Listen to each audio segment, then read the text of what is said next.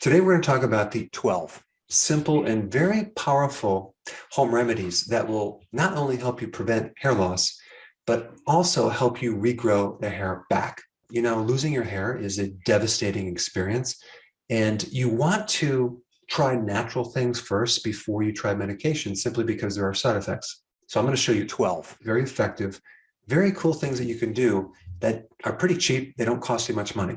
So get a piece of paper out and write these things down. Now, the first two things I want to talk about, very important, very significant, but very few people are aware of this. So if you think about what the hair is exposed to on a regular basis, well, you take a shower and you're exposing your hair to the water. Did you know that the fluoride in your water creates significant hair loss, as well as acne in your skin? Yes, this is true. The fluoride that is supposed to be good for our teeth actually destroys our hair. So the first piece of advice I'm going to give you is just stop taking a shower. I'm just kidding. What you really want to do is just get a simple shower head that filters out fluoride. Now that right there could be the reason why you're losing hair. In fact, fluoride also blocks your thyroid, and a hypothyroid condition can very easily stop your hair growth. All right, the next thing you need to know about is your shampoo, sulfates. Sulfates destroy protein, and your hair is made up of 91% protein. So if you're exposing your hair to sulfate shampoos on a daily basis, you're literally creating all sorts of problems and inhibiting hair loss. So you really want to make sure you get a sulfate-free shampoo. All right, those are the two things that you just need to avoid. Now, to understand hair loss, let's first look at the mechanism, how most top hair loss medications work. They basically block an enzyme to inhibit DHT, which is a powerful form of testosterone that tends to burn out the hair follicles. So testosterone turns into DHT, a very powerful form of testosterone, through this little enzyme. And so these drugs inhibit that enzyme. The enzyme is called 5-alpha reductase. And people that have too much DHT get this condition called androgenetic alopecia, which is pattern hair loss, both in males and females. All right, so now the question is, are there natural things that can inhibit this enzyme? Because, of course, the drugs have side effects. And the answer is yes. So there's a couple things you can do. Onion juice, which I put a video out on this one topic, is a potent natural inhibitor of that enzyme. So you dilute it in water, okay, like a 50-50 ratio, rub it into your scalp, and let it set for 15 minutes, and then you would wash out your hair. I put a link down below of the video that I did on this topic. All right, green tea, same thing. You would make some green tea, dilute it by 50%, rub it into your scalp for about 15 minutes, then wash it out with shampoo. Now, the next potent inhibitor of this enzyme is rosemary oil. There's one study that I found that showed that this oil is comparable to Rogaine as far as the effectiveness for preventing hair loss. And so you would take rosemary oil, rub it into the scalp, and leave it on for about 10 to 15 minutes. And you would actually leave it in overnight. And then in the morning, take a shower, shampoo your hair. So rosemary oil is a potent inhibitor of 5-alpha reductase. Now, another inhibitor of this enzyme is just zinc, okay? Maybe you're deficient in zinc, like a lot of people are. So the best food for zinc is oysters. Start consuming some oysters a few times a week. But zinc is also in red meat, so you might need some more red meat. It's also in seafood, it's also in eggs, but red meat and oysters have the most zinc. Okay, now we have 5. The old-fashioned home remedy, apple cider vinegar. You don't want to put concentrated apple cider vinegar on your scalp. Okay, I'm just letting you know right now, it's going to burn your scalp. You want to dilute it, like 1/3 cup of apple cider vinegar to 1 liter of water. And you can rub it into the scalp, and it actually will help clean up some of the pores that may be filled with sebum, which is an oil that can be preventing the follicles from growing properly. And also apple cider vinegar gives a really nice shine to your hair. In addition to that, apple cider vinegar is acidic, and so is your scalp. So apple cider vinegar can help reestablish the pH of your skull, which can actually support the friendly microbes or the microbiome in your scalp. You don't want to create an environment where the outside of your skin is so sterile, because you have millions of microorganisms living on the outside of your skin helping you. And when you sterilize or clean your skin too much, you can end up with all sorts of problems, including hair loss. So this is why you want to minimize the amount of chemicals that you expose your skin to. Let's go to number 6. What if you go on the ketogenic diet and you start losing hair? What does that usually indicate? That usually means that you're not consuming enough protein. That's the number one cause. So increase your protein, okay? There's some other things you want to look at as well.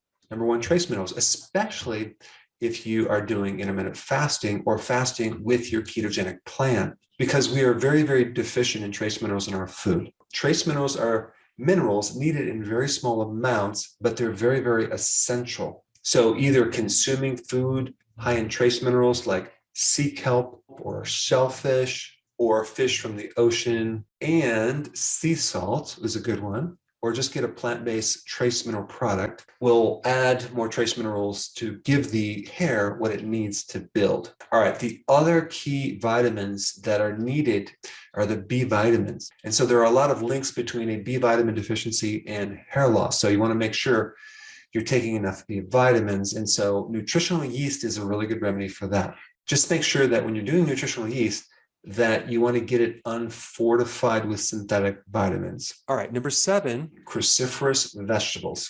If you have too much estrogen, that can affect your hair. This is why women, when they go through their menstrual cycle, tend to lose hair. This is an excess amount of estrogen. And so one of the natural ways to help regulate estrogen is to start consuming cruciferous vegetables.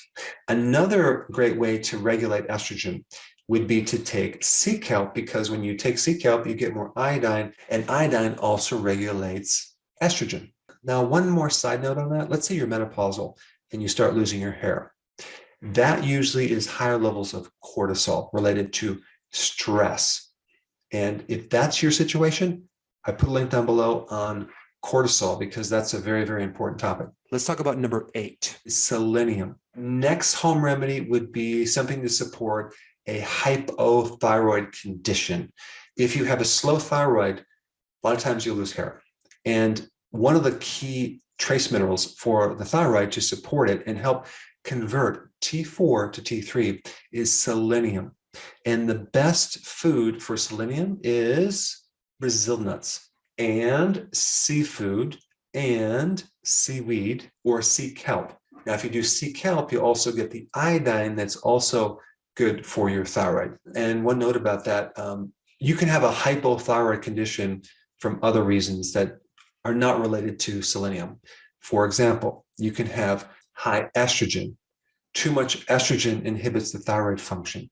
You could have a fatty liver or liver damage. That can stop your T4 from converting to T3. You could have gut damage from antibiotics, from eating the wrong foods, especially gluten. I would say out of all the foods that is damaging to the thyroid, it would be grains, specifically the gluten in the grains, okay? So if you have Hashimoto's, which is usually 90% of all hypothyroid cases, you definitely need to avoid gluten like the plague, because that will keep the thyroid inflamed and you're going to have a difficult time fixing that problem. Then we have 9, increase your vitamin D. You want to get more sleep, and you want to start exercising to reduce stress.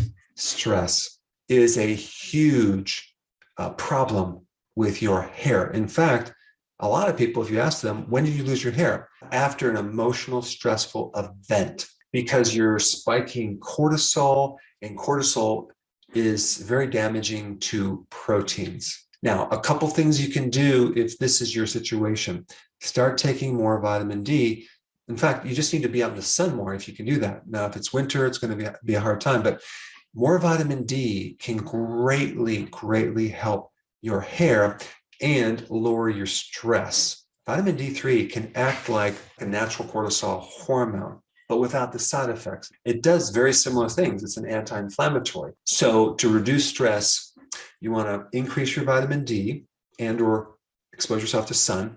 You want to get more sleep. I have a ton of videos on that if you're new to my channel. You want to start doing daily walks, and you want to start exercising to reduce stress.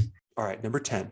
In a lot of hair formulas, they add silica. Okay, silica gives the hair its strength. And most spring water has silica, like Pellegrino, and even most other types of bottled water where it comes from a spring is going to have silica. You can even buy silica-rich water, which is really good for the hair. In fact, you're probably going to notice that your skin, your hair, and your nails will all just start growing and become very strong if you start consuming silica. All right, 11, the ketogenic diet, as well as doing intermittent fasting. If you are female and you have polycystic ovarian syndrome, you have to realize that one of the big side effects is hair loss because you have this spike of androgens, and that's coming from insulin. So just by understanding that simple relationship and lowering the amount of insulin, you can help lower androgens and help prevent hair loss. So how does that happen? Well, start going on a low-carb diet. That's called the ketogenic diet, as well as doing intermittent fasting. And lastly, 12. If you look at a lot of remedies for hair loss supplements, they always add biotin. Now, what's this biotin? Biotin helps proteins in your body, especially hair. Biotin will help regrow your hair and prevent the loss of hair. But biotin is a very key B vitamin for the manufacturing of these proteins that give the hair its structure. And biotin is made by bacteria. Okay, so your own gut makes biotin. And so many people, after they lose the gut microbiome, start losing their hair because they don't have the microbes to make biotin anymore. So take a wild guess what food is loaded with biotin and can increase your own friendly bacteria to make your own biotin. Sauerkraut. Sauerkraut has 100 times more probiotics than most probiotics. And the good bacteria in sauerkraut survives the acid in your stomach. Plus, it gives you massive amounts of vitamin C, which is also needed to help grow proteins, specifically collagen and keratin. So sauerkraut on a regular basis can greatly help you reestablish your microbiome in your gut, help give you vitamin C, and give you more biotin. Now, if you have a receding hairline, I did a very specific, important video on that topic, and I put it right here. Check it out.